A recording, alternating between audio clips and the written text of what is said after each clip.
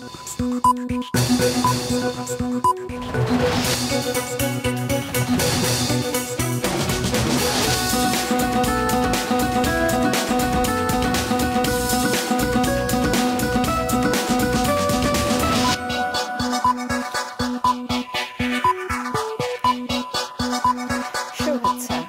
দুপুরের মাছরাঙা সংবাদে আপনাদের সঙ্গে আছি মৌমিতা জান্নাত। শুরুতেই গার্ডিয়ান লাইফ ইন্স্যুরেন্স সংবাদ শিরোনাম।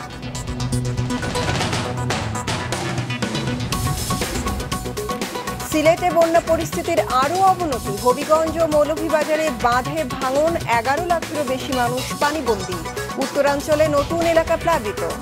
রাষ্ট্রীয় সফরে কাল ভারত যাচ্ছেন প্রধানমন্ত্রী শেখ হাসিনা। মোদির সঙ্গে একান্ত বৈঠকের পর সই হতে পারে কয়েকটি চুক্তি ও সমঝোতা স্মারক। এবার বিস্তারিত সংবাদ। সুরমা ও কুশিয়ারা সহ বিভিন্ন নদ নদীর পানি বৃদ্ধি অব্যাহত থাকায় সিলেট বিভাগে বন্যা পরিস্থিতির অবনতি হয়েছে। হবিগঞ্জ ও মৌলভীবাজারে দুটি বাঁধের বিভিন্ন পয়েন্টের ভাঙা অংশ দিয়ে পানি ঢুকছে। এদিকে উত্তরাঞ্চলের বিভিন্ন নদ নদীর পানি বেড়ে যাওয়ায় প্লাবিত হয়েছে নতুন এলাকা। Desk report. সিলেটে সুরমা ও কুশিয়ারার পানি 6টি পয়েন্টে বইছে বিপদসীমার উপর দিয়ে। সীমান্তবর্তী 5 উপজেলা ছাড়িয়ে প্লাবিত হয়েছে জেলা সদর দক্ষিণ সুরমা, বিশ্বনাথ, ফেঞ্চুগঞ্জ, গোপালগঞ্জ ও বালাগঞ্জ উপজেলার বিভিন্ন নিম্নাঞ্চল। জেলা প্রশাসনের তথ্যমতে মহানগরীর পাশাপাশি জেলার 1,500-এর উপর গ্রামের প্রায় 8.5 লাখ মানুষ এখন পানিবন্দী। সুনামগঞ্জে নতুন করে প্লাবিত হয়েছে বিশ্বম্ভরপুর, শান্তিগঞ্জ ও জগন্নাথপুর সহ 6 উপজেলার বিভিন্ন গ্রাম। জেলার সুরমার পানি 16 ঘর পয়েন্টে বিপদসীমার উপর দিয়ে বইছে। দুর্গত এলাকায় সরকারি বেসরকারি উদ্যোগে ত্রাণ বিতরণ করা হচ্ছে। খুলে দেওয়া হয়েছে সব আশ্রয় কেন্দ্র। মৌলভীবাজারের ধলাই নদীর চট্টঘাট এলাকায় বন্যা প্রতিরক্ষা বাঁধের ভাঙা অংশ দিয়ে পানি ঢুকছে। গতকাল দুপুরে পানির তোড়ে বাঁধের প্রায় 200 ফুট ধসে গেছে। পানিবন্দী হয়ে পড়েছে জেলার 474টি গ্রামের প্রায় 3 লাখ মানুষ। এদিকে হবিগঞ্জ সদরের খোয়াই নদীর জালালাবাদ পয়েন্টে বাঁধ ধসে যাওয়ায় প্লাবিত হয়েছে অনেক নিম্নাঞ্চল।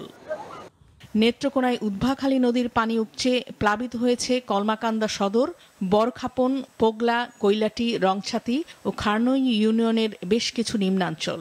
পানি ঢুকেছে মদন মোহনগঞ্জ ও খালিয়াজুড়ির লোকালয়ে। ঘরবাড়ি তলে আছে, নৌকা দিয়া চলাফেরা করতেছি। রংপুরে তিস্তার পানি বেড়ে যাওয়ার সাথে সাথে কাউনিয়ার গদাই গ্রামের প্রায় 400 মিটার এলাকা জুড়ে শুরু হয়েছে তীব্র ভাঙন। ঝুঁকিতে রয়েছে আশেপাশের এলাকাও।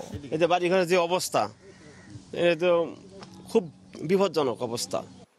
কুড়িগ্রামে তিস্তা ও ধরলা সহ সবকটি নদীর পানি বেড়ে যাওয়ায় এরই মধ্যে 2 শতাধিক বাড়িঘরে পানি ঢুকেছে। তলিয়ে গেছে বাদাম, ভুট্টা ও পাট ক্ষেত সহ অন্যান্য ফসলি জমি। রাস্তাঘাট ডুবে যাওয়ায় ভেঙে পড়েছে যোগাযোগ ব্যবস্থা। পানি বাড়ার কারণে আমার বাদামের অনেক ক্ষতি হয়ে গেছে। পানি ঢুকছে গাইবান্ধা সদর, সুন্দরগঞ্জ ও ফুলছড়ির বিভিন্ন নিম্নাঞ্চলে। নাদিয়া আফরিন, মাছরাঙা নিউজ ডেস্ক। কিছুক্ষণ আগে সিলেট ও সুনামগঞ্জের বন্যা পরিস্থিতির খবর জানিয়েছেন সহকর্মীরা। নদীর পানি এখনো কিন্তু বিপদসীমার উপর দিয়ে আছে। এরই মধ্যে কিন্তু জেলার কোম্পানিগঞ্জ, গোয়াইনঘাট, জকিগঞ্জ এসব এলাকার যে বন্যা প্লাবিত এলাকা আছে, এসব এলাকার মানুষ কিন্তু দুর্বিষহ দিন পার করছেন। এসব এলাকার মানুষের সাথে কথা বলেছিলাম আমরা, তিনি বলেছেন যে এখন আসলে বাজারগুলিতে শুকনো খাবার এবং মোমবাতি এইসব জিনিসের অনেক দাম দিয়ে তারা কিনতে হচ্ছে।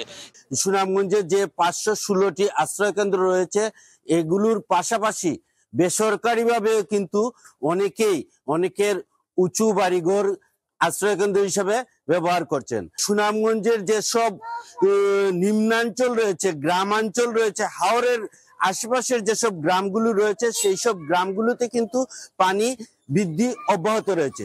তো সর্বোপরি আমরা এটা বলতে পারি যে সুনামগঞ্জের বন্যা পরিস্থিতি এখন পর্যন্ত অস্থিতিশীল অবস্থায় রয়েছে। ভারতের প্রধানমন্ত্রী নরেন্দ্র মোদীর আমন্ত্রণে 2 দিনের রাষ্ট্রীয় সফরে আগামীকাল নয়াদিল্লি যাবেন প্রধানমন্ত্রী শেখ হাসিনা। বিজেপি নেতৃত্বাধীন জোট টানা তৃতীয়বারের মতো সরকার গঠনের পর ভারতে কোনো সরকার প্রধানের এটি প্রথম দ্বিপাক্ষিক সফর। প্রধানমন্ত্রীর প্রেস উইংয়ের এক সংবাদ বিজ্ঞপ্তিতে জানানো হয়েছে, সফরের সময় উভয় প্রধানমন্ত্রীর মধ্যে একান্ত বৈঠক হবে এবং তারপর প্রতিনিধি পর্যায়ে হবে আলোচনা। উভয় দেশের মধ্যে বিদ্যমান দ্বিপাক্ষিক সম্পর্ক আরও জোরদার করতে বেশ কয়েকটি চুক্তি ও সমঝোতা স্মারক সই হবে। এছাড়া একটি বাণিজ্য চুক্তির বিষয়েও আলোচনা হবে বলে আশা করা হচ্ছে। বাংলাদেশের যা কিছু মহান অর্জন তা আওয়ামী লীগের হাত ধরে এসেছে বলে মন্তব্য করেছেন দলটির সাধারণ সম্পাদক ওবায়দুল কাদের। আগামী 23 জুন আওয়ামী লীগের প্রতিষ্ঠা বার্ষিকী উপলক্ষে দলটির কেন্দ্রীয় নেতাদের সঙ্গে ঢাকা জেলা ও মহানগরীর 2 অংশের নেতাদের যৌথ সভায় তিনি একথা বলেন।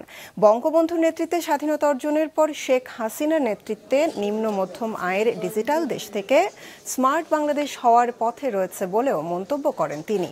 23 জুন প্রতিষ্ঠাবার্ষিকী উপলক্ষে ওই দিন দুপুর 2:30টায় সোহরাওয়ার্দী উদ্যানে শেখ হাসিনার সভাপতিত্বে সমাবেশ করার কথা জানান তিনি।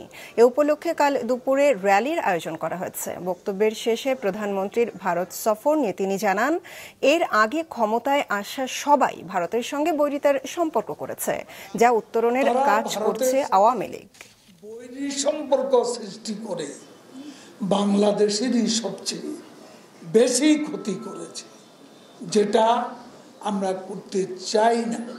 আমরা বন্ধুত্বপূর্ণ, ভারসাম্যমূলক, সম্মানজনক, পারস্পরিক আমরা কূটনীতি চাই।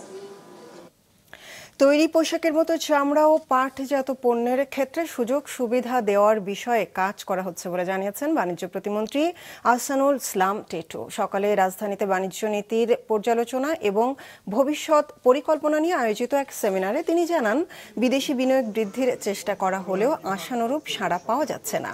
চামড়া খাতে দীর্ঘদিন ধরে সহযোগিতা করা হলেও কমপ্লায়েন্স ইস্যুর কারণে এই খাত পিছিয়ে আছে জানিয়ে এনবিআর এর চেয়ারম্যান বলেন, বিশ্বে দেশি পণ্যের বাজার ধরতে নিজেদের সক্ষমতা বাড়াতে হবে। এ সময় পিআরআই এর চেয়ারম্যান জানান, রপ্তানি বাড়াতে বাণিজ্য নীতির কিছু মৌলিক পরিবর্তন আনতে হবে। গাজায় চলমান হামলায় যুদ্ধাপরাধ ও মানবতা বিরোধী অপরাধ সংঘটিত করেছে ইসরায়েল। একই সঙ্গে গত বছরের 7 অক্টোবর ইসরায়েলে চালানো হামলায় যুদ্ধাপরাধ করেছে হামাস। জাতিসংঘের প্যালেস্টাইন বিষয়ক তদন্ত কমিটির প্রতিবেদনে উঠে এসেছে এসব তথ্য। গতকাল জেনেভায় জাতিসংঘের মানবাধিকার পরিষদের অধিবেশনে প্রতিবেদনটি উত্থাপন করা হয়। যুদ্ধের কৌশল হিসেবে মানুষকে অভুক্ত রাখা, হত্যা, জোরপূর্বক বাস্তুচ্যুত করা ও যৌন সহিংসতার মতো অভিযোগ ইসরায়েলের বিরুদ্ধে আনা হয়েছে। গাজা যুদ্ধ শুরুর প্রথম দিকে ইসরায়েল ও হামাস দুপক্ষই যুদ্ধাপরাধ করেছে বলে জানানো হয়। এদিকে গাজায় ইসরায়েলি হামলা অব্যাহত রয়েছে।